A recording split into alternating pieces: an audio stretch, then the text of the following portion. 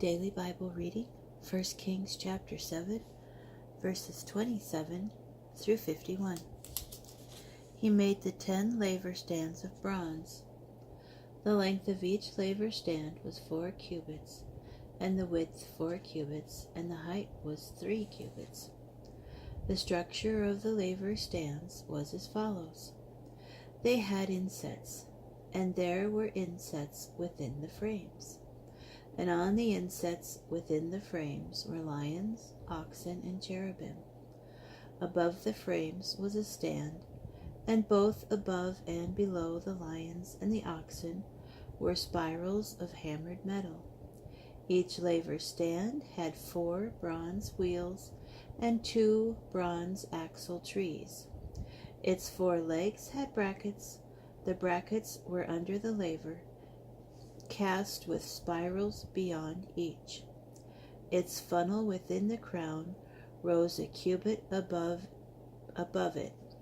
This funnel was round, in the fashion of a stand, a cubit and a half in diameter. On the funnel, too, there were carvings. But the insets were square, not round, and below the insets were the 4 wheels. The axle trees of the wheels were fixed in the laver stand, and the height of each wheel was a cubit and a half. The structure of the wheels was like the structure of chariot wheels, and their axle trees, their rims, their spokes, and their hubs were all of cast metal. 4 brackets ran to the 4 corners of each laver stand. The brackets were of a piece with the laver stand. At the top of the laver stand was a round band half a cubit high, and together with the top of the laver stand, its sides and its insets were of one piece with it. On its surface, on its sides, and on its insets Hiram engraved cherubim, lions, and palms, as the clear space on each allowed, with spirals round about. It was after this manner that he made the 10 laver stands, all of them cast alike, of the same measure and the same form. Then he made 10 bronze lavers, 1 laver on each of the 10 laver stands, each laver measuring 4 cubits, and each laver containing 40 baths. He disposed the laver stands, 5 at the right side of the house and 5 at the left side, and the tank he placed on the right side of the house at the southeast corner. Hiram also made the lavers, the scrapers, and the sprinkling bowls.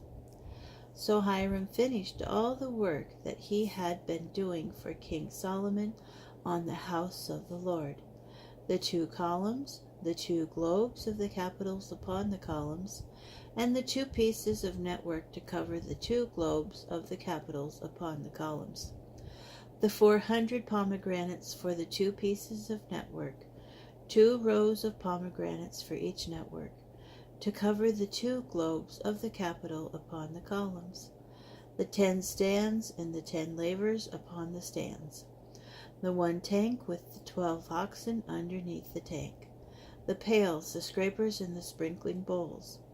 All those vessels in the house of the Lord that Hiram made for King Solomon were of burnished bronze.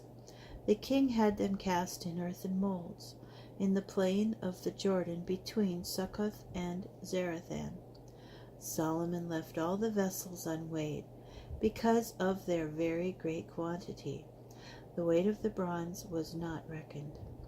And Solomon made all of the furnishings that were in the house of the Lord: the altar of gold, the table for the bread of display of gold, the lampstands, 5 on the right side and 5 on the left, in front of the shrine, of solid gold, and the petals, lamps, and tongs of gold, the basins, snuffers, sprinkling bowls, ladles, and fire pans of solid gold, and the hinge sockets for the doors of the innermost part of the house, the Holy of Holies, and for the doors of the great hall of the house, of gold.